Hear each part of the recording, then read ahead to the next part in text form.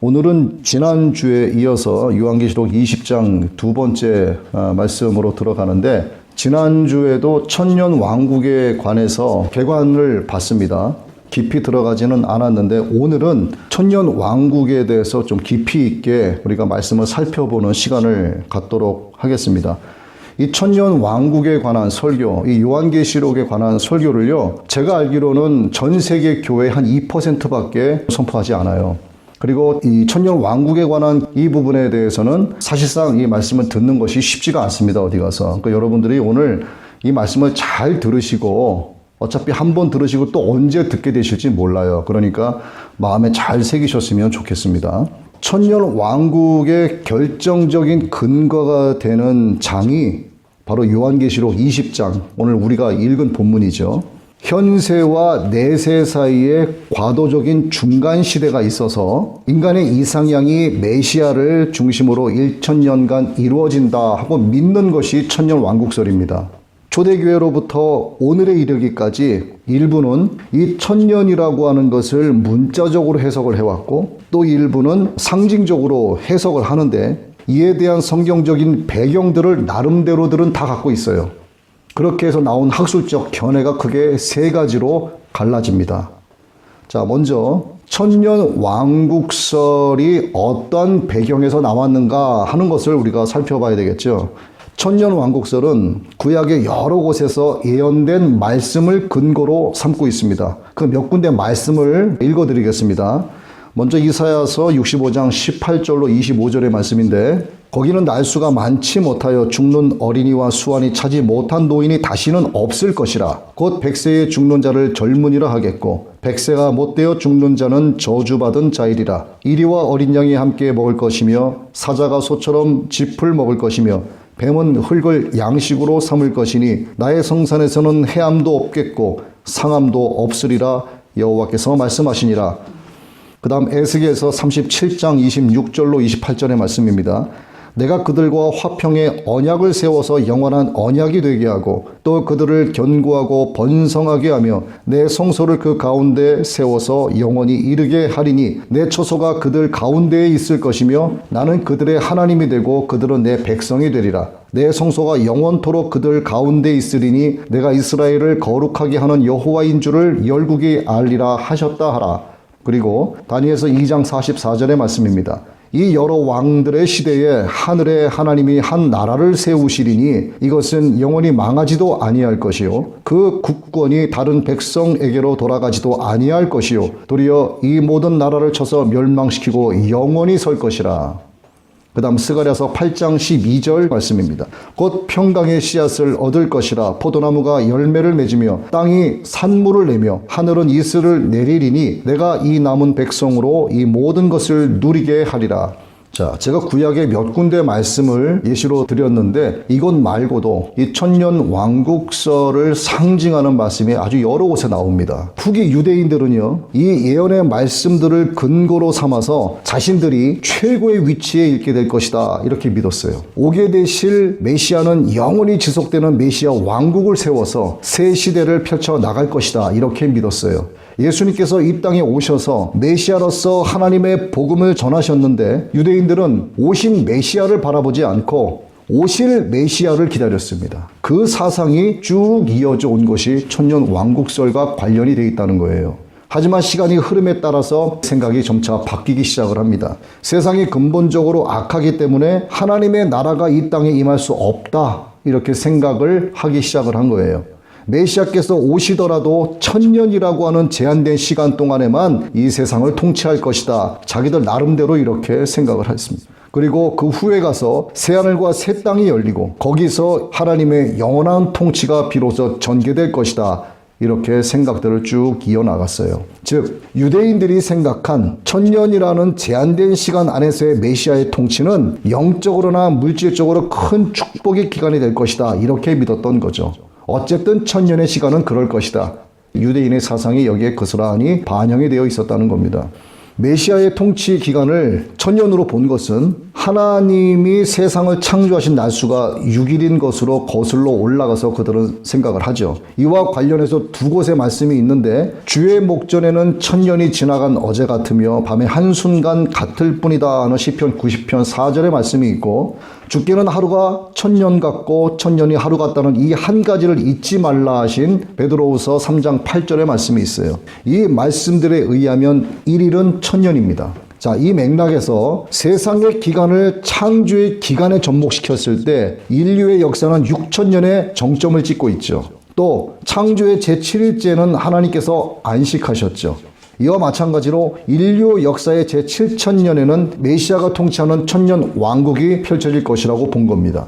그리고 이어 제8일이 되는 제8천년의 시작은 새로운 세상, 곧 새하늘과 새 땅이 열리게 될 것이다, 이렇게 본 것이죠. 이러한 사실들을 미루어 봤을 때 천년 왕국설은 구약 성경과 후기 유대인들이 가졌던 사상을 배경으로 한 것임을 알 수 있다, 이렇게 우리가 해석해 볼 수 있습니다. 다음에 천년 왕국에 관한 이 세 가지 학술적 견해를 우리가 고찰을 해볼게요. 같은 소속, 같은 교단 목사님들이라고 해도, 또 같은 예배당의 성도들이라고 해도, 이 주님의 유형적인 재림을 공통적으로 믿는 크리스찬들이라고 해도 각기 다른 천년 왕국설을 주장을 합니다. 이 부분에 대해서는 굉장히 민감하게들 반응을 해요. 그 이유가 천년 왕국의 내용이 기록된 20장 1절에서 6절의 말씀을 해석하는 방법에 대한 차이 때문입니다. 주장하는 각각의 견해 차이는 이 1절에서 6절의 말씀을 여자적으로 해석하는가, 즉 문자 그대로 해석하는가, 아니면 이 말씀을 지극히 상징적으로 해석하는가 하는 문제와 더불어서 예수 그리스도의 재림 시기에 관한 것도 깊은 관련성을 가지고 있습니다. 우리가 지난주에 천년 왕국의 세 가지 견해를 다시 말씀드리지만 간단하게 짚어봤는데, 오늘 이 세 가지 견해를 조금 깊이 있게 다루어 봐야 될 것 같습니다.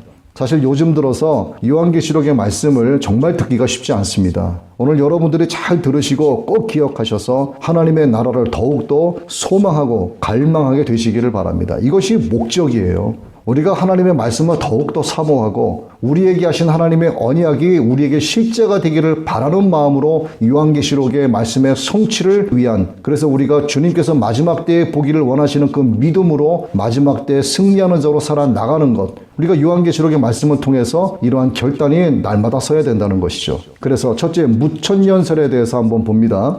자, 문자적인 천년을 부정하고 상징적인 것, 또 영적인 것으로 해석하는 입장을 고수하는 것이 무천년설이죠.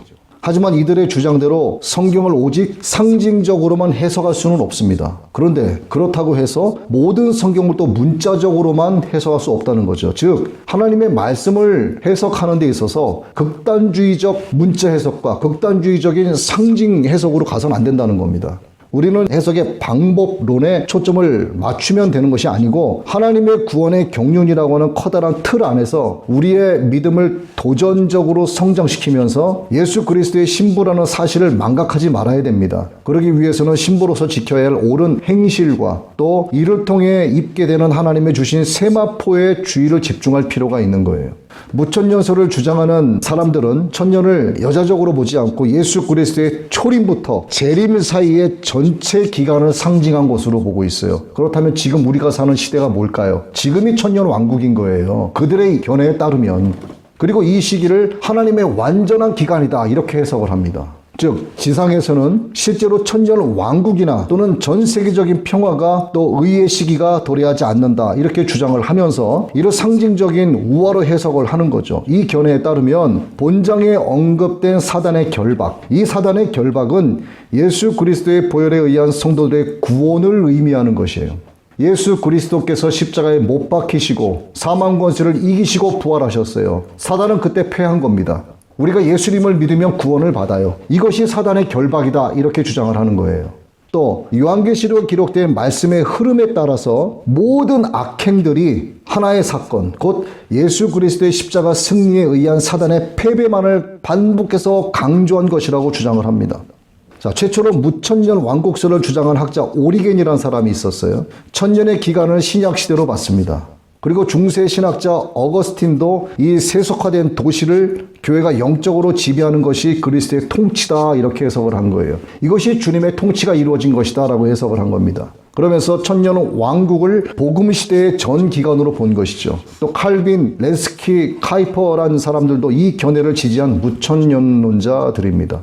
우리가 지금 땅끝까지 복음을 전하고 있지 않습니까? 이것이 주님의 통치다. 이것이 우리가 주님과 함께 영원히 왕노릇하고 있다. 이렇게 해석을 한다 이 말이죠. 자, 그러면 이 무천년론의 천년기의 역사를 시간적인 전개로 한번 우리가 따져볼 필요가 있어요. 먼저 천년 왕국 기간은 오늘 본문 2절과 3절의 말씀과 같이 사단이 결박되고 첫째 부활에 참여한 성도들은 주님과 함께 복음의 능력, 복음의 권위로 영적인 왕노릇을 한다 이렇게 봅니다. 계시록 5장 10절이죠. 그들로 우리 하나님 앞에서 나라와 제사장들을 삼으셨으니 그들이 땅에서 왕노릇하리로다 하더라. 우리는 지금 주님과 땅에서 왕노릇을 하고 있다 이렇게 해석을 한 거죠. 다음은 천년기가 끝나갈 무렵에는 사단이 잠깐 노임을 받아서 대배교, 배도 큰 환란이 일어날 것이다 이렇게 이야기를 해요. 계시록 20장 3절입니다. 무저갱에 던져 넣어 잠그고 그 위에 인봉하여 천년이 차도록 다시는 만국을 미혹하지 못하게 하였는데 그 후에는 반드시 잠깐 노일이라. 자, 다음은 천년기가 끝나고 나서 예수님의 재림이 있다 이야기합니다. 이때 이미 죽은 성도와 불신자는 심판을 받기 위해서 부활을 하고 부활한 성도와 생존한 성도는 주님을 영접하기 위해서 공중으로 들려 올려서 주님을 영접하게 된다 이야기합니다. 데살로니가전서 4장 17절의 말씀을 근거로 하죠. 그 후에 우리 살아남은 자들도 그들과 함께 구름 속으로 끌어올려 공중에서 주를 영접하게 하시리니 그리하여 우리가 항상 주와 함께 있으리라. 그 다음 악인들은 심판을 받은 뒤에 둘째 사망 곧 불못에 던져진다라고 이야기합니다. 14절을 근거로 삼고 있습니다. 그리고 새하늘과 새 땅이 열린다. 계시록 21장 2절의 말씀을 근거로 삼죠. 자, 여기까지가 무천년을 주장하는 자들의 천년기 역사에 대한 시간적 전개를 말씀을 드렸습니다. 자, 무천년설의 여러 내용들 중에서 종말에 세상이 극도로 타락해진다는 것하고 하나님을 대적하는 사단의 세력이 등장한다 하는 것은 전천년설에서 주장하는 내용과 사실상 일치합니다. 그리고 주님의 재림 전에 천년의 기간이 있다라고 하는 것은 후천년자들의 주장과 일치를 해요. 이러한 무천년설에 대해서 일각에서는 많은 우려의 목소리를 내기도 합니다. 바로 예수 그리스도의 십자가 승리에 의한 사단의 패배만을 계속적으로 반복하고 강조하고 있다는 점 때문이죠. 지금 이 세상을 한번 보세요. 사단의 역사가 전혀 없습니까? 그렇지 않아요. 사단은 완전히 패배한 게 아닙니다. 아직까지는 노임받아서 활동을 하고 있는 중이에요. 여러분 모두가 아시겠지만 그리고 온 교회가 알겠지만 사단의 역사는 인류의 역사와 함께 하나님의 구속사 안에서 계속 이어져 왔습니다. 마지막 그날에 이르기까지 사단의 역사는 더 활기를 치게 될 거예요. 오늘 요한계시록을 통해서도 사단의 사역이 구체적인 역사적 사건으로 진행되는 것을 볼 수가 있습니다. 계시록 12장 10절이죠. 사단은 땅으로 추방이 되죠.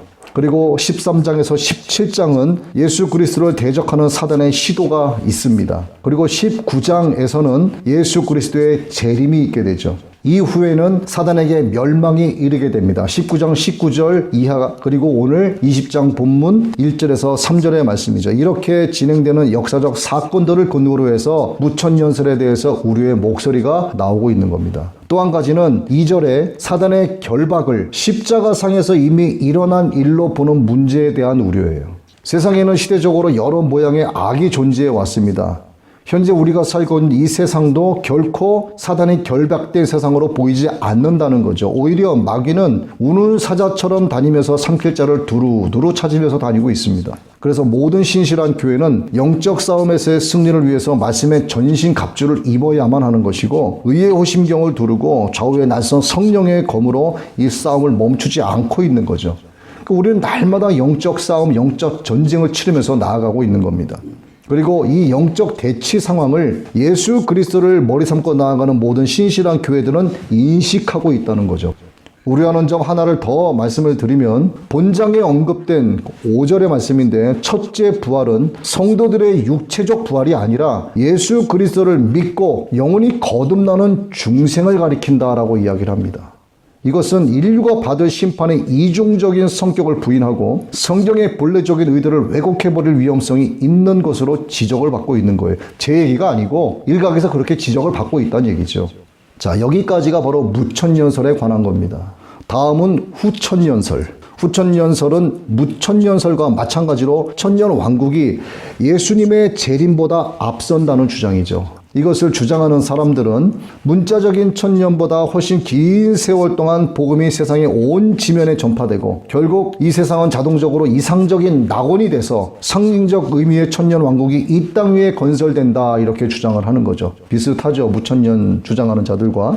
즉 예수 그리스도의 재림 이전에 인류의 대부분이 복음을 받아들이게 됨으로써 복음이 온 세상을 지배하게 된다 이렇게 말하고 있는 겁니다. 물이 바다를 덮음같이 여호와의 영광을 인정하는 것이 세상에 가득하다라고 하는 하박국 2장 14절의 말씀을 이 주장의 근거로 삼고 있는 겁니다. 또 마태복음 28장 18절에 언급된 복음을 전파하기 위하여 그리스도께서 하늘과 땅의 모든 권세를 다 받으셨다라고 하는 말씀과 인간 역사 속에 메시아 시대가 올 것이라고 하는 구약 성경의 많은 예언들을 또한 근거로 삼고 있는 거예요. 결론적으로 그들은 이 천년 왕국이 성령의 초자연적인 역사로 실현이 되거나 또는 복음 전파가 점차적으로 확산되어서 마침내 주님의 재림 이전에 도래되고 말 것이다 이렇게 주장을 하는 거죠. 아까 우리가 무천년론에서 시간적 전개로 살펴봤는데 후천년 이것도 시간적 전개로 한번 살펴보겠습니다. 먼저 오순절 이후에 악이 점차 감소되고 복음이 확장됨으로써 선이 증가된다 이렇게 말하면서 시대에 따라서 복음이 점진적으로 향상되고 있다,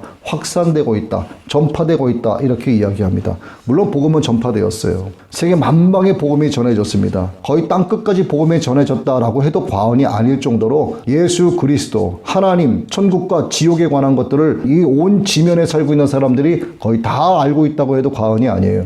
다음, 복음의 확장으로 거의 모든 사람이 성도가 되는, 다시 말씀드리면 이 세상의 거의 모든 인류가 성도가 되는 이상적인 시대를 천년 왕국 기간이다 이렇게 이야기합니다. 지금 약 78억에서 80억 명 가까이 되는 이 세상의 온 지면에 살고 있는 사람들 가운데 과연 예수님을 나의 구세주로 영접한 참된 그리스도인들이 몇 퍼센트나 될까? 저는요 10%가 안 된다고 봅니다. 다음은 이 시기가 지나서 주님의 재림이 있다 이야기합니다. 그 이후에 부활이 있고 악인들은 심판을 받은 뒤에 둘째 사망 곧 불못에 던져진다 이렇게 이야기하죠. 그리고 이어서 새하늘과 새 땅이 열린다 이렇게 이야기합니다. 자, 여러분 조금 전에 먼저 무천년설을 들으셨지만 이 후천년설은 무천년설과 유사한 점이 매우 많습니다. 그러나 천년이라고 하는 기간에 대해서는 서로 다른 견해를 갖고 있는 거예요. 무천년설은 천년이라는 기간을 완전히 상징적인 것으로 해석해서 주님의 초림과 재림 사이를 천년 왕국이라고 주장을 하지만 후천년설은 천년을 문자적으로 해석을 해서 천년 왕국을 예수 그리스도의 재림 전에 천년 동안 딱 천년 동안 계속될 복음과 평화의 시대를 가리킨다 이렇게 주장을 하는 거죠. 비슷하지만 다르죠. 여기에 크게 세 가지의 문제점이 지적이 되고 있습니다. 먼저 그들의 주장대로 전 세계는 복음으로 말미암아 평화가 넘쳐나야 하지만 현실적으로 볼 때 그 반대 현상들이 많이 일어나고 있습니다. 바다에서 나올 짐승과 땅에서 나올 짐승들을 이야기하면서 적그리스도 곧 세상의 권세와 및 거짓 대언자들의 출몰을 예의주시하고 있는 상황이 지금이란 말이죠. 다음은 후천년설의 성경에 근거한 것이라기보다는 여기서 여러분 잘 들으셔야 돼요. 진화론의 근거를 둔 인본주의적 역사의 낙관론에 가깝다는 겁니다. 즉 하나님의 영광을 드러낼 만한 평강의 왕국이 인류 역사 발전의 자연스러운 결과물로서 이 땅에 건설될 것으로 본다는 거죠. 성경은 신본주의지 인본주의가 아닙니다. 하나님의 구속사 안에 인류사가 있는 것이지 인류사 발전 여부에 따라서 하나님의 나라가 세워지는 것이 아니라는 거예요. 그런데 이들이 주장이 뭐라고요? 진화론의 근거를 둔 인본주의적 역사의 낙관론에 가깝다는 겁니다. 인류 역사의 발전의 자연스러운 결과물로서 이 땅 위에 하나님의 나라가 건설될 것이다. 이렇게 보는 거죠. 성경과는 반대되는 내용이 해석이 되고 있는 거예요. 그리고 후천연설은 성경에 분명히 언급된 중요한 사실 두 가지를 배제하고 있습니다. 첫째는 예수 그리스도께서 천년 왕국을 다스리기 위해서 재림하신다는 것을 배제하고 있어요. 두 번째, 주님의 재림의 때에 성도들이 육체적으로 부활하여 천년 왕국에서 주님과 함께 왕노릇하게 된다는 사실을 배제하고 있습니다. 이런 이유 때문에 후천연설은 성경의 본질적인 의도를 왜곡해 버릴 위험성이 매우 크다라고 많은 사람들이 지적을 하고 있는 거죠. 자, 이제 세 번째, 전천년설입니다.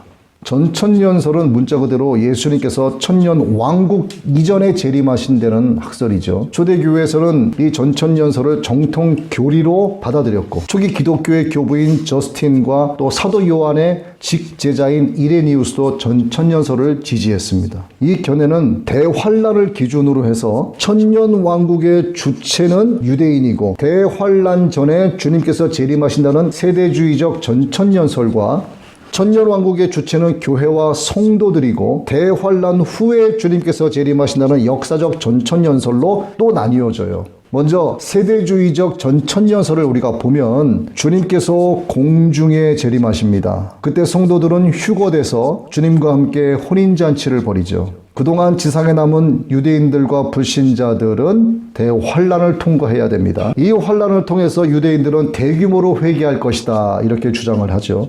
그리고 이 모든 환란의 시기가 지나고 나면 주님은 공중에서 혼인잔치에 참여한 모든 성도들과 함께 지상에 재림하셔서 천년 왕국을 이루신다 이렇게 합니다. 이게 세대주의적 전천년설의 핵심 내용들이에요. 그 다음 역사적 전천년설을 보면 주님께서 천년 왕국 전에 지상에 한 번 재림하시지 공중과 지상으로 나누어서 두 번 재림하시지 않는다라고 이야기하는 거예요. 즉 교회는 신실한 교회든 불신자들이든 유대인들이든 똑같이 함께 환란을 통과하게 된다 이렇게 이야기하는 겁니다. 이 환란이 지나고 나야 비로소 주님께서 재림하시고 인내로서 끝까지 믿음을 지킨 성도들은 주님을 영접하기 위해서 그때 가서 휴거가 된다 그 얘기죠. 함께 지상에 내려온 다음에 그 다음 천년 왕국이 변형된 세계에서 이루어진다라고 이야기합니다. 자, 이렇게 천년 왕국설에 관한 세 가지의 견해를 살펴봤습니다. 이 견해들의 특징이 무엇이고 또 주의해야 될 점은 무엇인지를 숙지할 필요성이 있어요. 주보에 보시면은 표로 정리를 해놨습니다. 주보를 참조하셔서 보시면 되겠습니다. 그리고 주보 밑에 보시면 이렇게 되어 있죠. 내가 신실한 성도임을 말할 수 있다면 지금 내가 예수 그리스도와 더불어 이미 왕노릇하고 있다는 사실을 얼마나 실감하고 있는지 자문해 봐야 됩니다. 예수 그리스도께서 우리를 왕같은 제사장으로 삼으시고 왕노릇하게 하시기 위하여 대속의 십자가를 지셨음에도 불구하고 우리가 아직 그러한 사실들을 실감하지 못하고 있다면 그것이 우리 주님을 슬프게 하는 일임을 깨달아야 합니다. 제가 이렇게 주보에 간단하게 정리를 해놨는데 자, 마치 이 내용을 읽으면 무천년을 주장하는 내용 같지요. 그러나 이것은 그런 의미가 아닙니다. 우리의 심령이 가난해지면 천국이 너희 것입니다. 주님 말씀하셨어요. 그럼 우리는 지금 마음에 천국을 소유한 채 살아가고 있다는 거죠. 그럼 우리는 지금도 주님과 영적으로 왕노릇하면서 사단과의 영적 싸움에서 날마다 승리해 나가고 있다라고 하는 의미로 이 내용을 기록한 것입니다. 여러분들이 주보를 가지고 가셔서 한 번씩 훑어보시고 잘 안 보이시면 돋보기로 이렇게 보시면서 참조하셨으면 좋겠습니다. 천년 왕국을 우리가 이야기할 때 반드시 짚고 넘어가야 할 전제와 원리들이 있어요. 천년 왕국설만 그냥 우리가 고찰해서 되는 문제가 아니라는 거죠. 자, 이 8가지의 전제와 원리들이 무엇인가를 봅니다. 첫 번째, 우리는 성경이 말씀하시는 것만 알고자 하는 자세를 가져야 하는 거예요.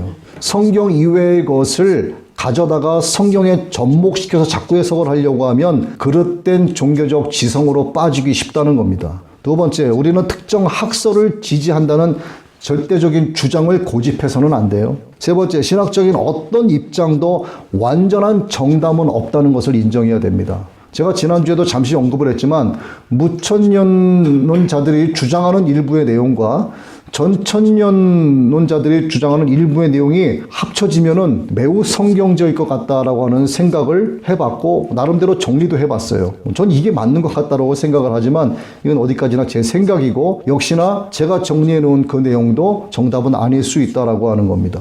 네 번째, 모든 성도들이 가장 즐거워해야 할 이 천년 왕국을 두고 교단과 교단, 교회와 교회, 또 성도와 성도들 사이에 이런 불협화음이 생겨서는 절대로 안 됩니다. 다섯 번째, 천년 왕국설이 성경에서 가장 중요한 문제는 아니라는 점을 인식해야 돼요. 여섯 번째, 이 세 가지 학설에서 공통적이면서도 가장 중요한 예수 그리스도께서 재림하신다는 사실에 대한 인식인 거죠. 신랑 되신 예수 그리스도를 맞이하는 신부된 성도로서의 자세와 준비에 관한 것을 우리가 늘 생각을 하고 있어야 된다는 겁니다. 이런 존재의 원리가 있어야 되는 거예요. 일곱 번째는 이 세 견해에 더 세밀하게 이루어지는 해석보다는 천년 왕국의 기능이 무엇인가에 대한 것에 초점을 맞춰야 된다는 겁니다. 마지막 여덟 번째, 우리가 숫자를 해석할 때 주의해야 돼요. 너무 편협적으로 문자화하거나 또 문자적으로 봐야 할 것을 지나치게 상징화해버리는 일이 없어야 된다는 거죠. 자, 예를 들어서 어린 양의 혼인잔치가 7년이다 하는 것이 성경 어디에도 없습니다.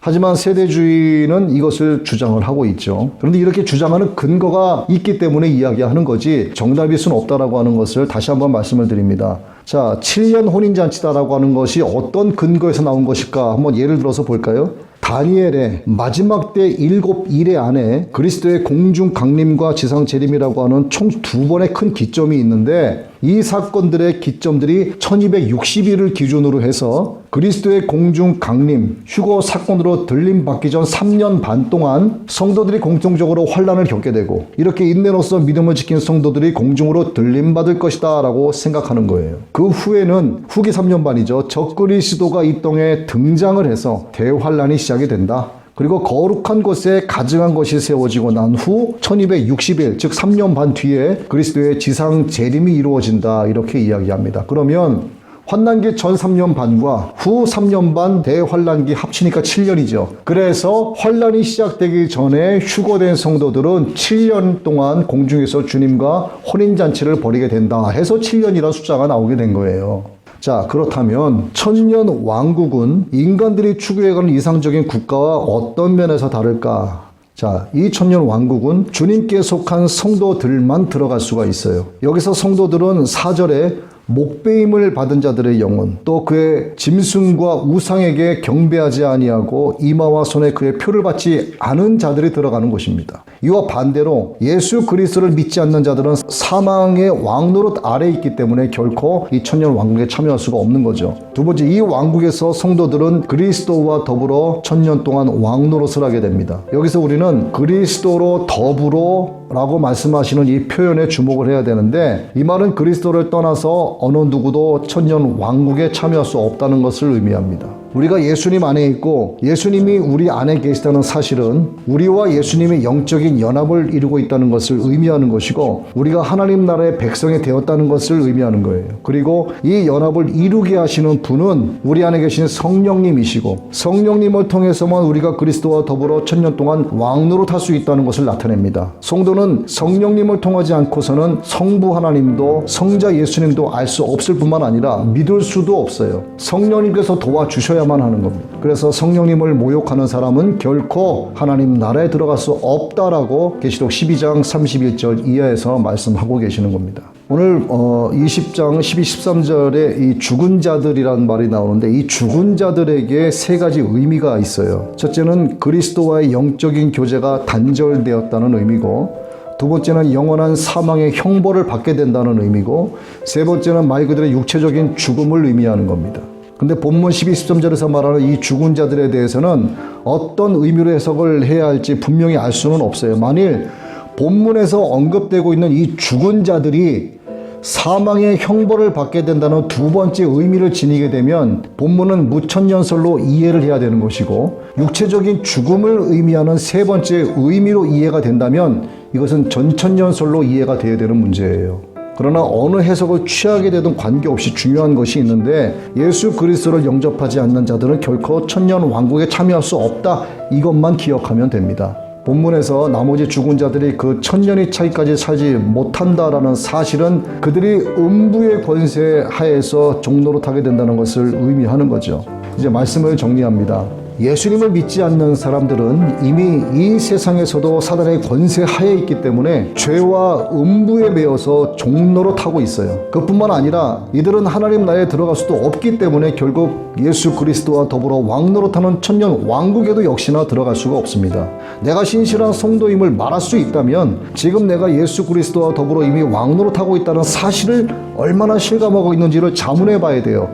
심령이 가난한 자는 천국이 저희 것이며 이미 우리는 천국을 마음에 품고 살아가고 있어요. 그럼 주님이 내 안에 계시는 겁니다. 그럼 우리는 영적 싸움에서 날마다 승리하면서 가고 있다라고 하는 거죠. 예수 그리스도께서 우리를 왕 같은 제사장으로 삼으시고 왕노릇하게 하시기 위해서 대속의 십자가를 지셨음에도 불구하고 우리가 이러한 사실들을 아직까지 실감하지 못하고 있다면 그것은 우리 주님, 우리 예수님을 슬프게 하는 일이라는 거죠. 그래서 우리는 이미 의롭게 되었고 사망에서 생명으로 옮겨졌고 거룩하게 되었습니다. 그래서 성도라는 신분을 얻게 된 것이죠. 이런 엄청난 신분을 지닌 우리가 그 신분에 맞는 삶을 살지 못하는 것은 예수 그리스도와 더불어 왕노릇하지 못하고 있다는 의미로 해석해도 과언이 아니라는 뜻입니다. 그래서 우리는 우리 속에 계신 성령을 통해서 성도라는 신분에 대해 감사와 감격을 회복해야 된다는 겁니다. 오늘 여기 계신 저와 여러분 그리고 이 땅의 교회들과 열방의 모든 신실한 교회들이 성령을 통해서 성도라는 신분에 대한 감사와 감격이 회복되기를 바라고 모두가 주님과 함께 영원히 왕노릇하는 천년 왕국에 들어가게 되시기를 예수 그리스도의 이름으로 축원합니다.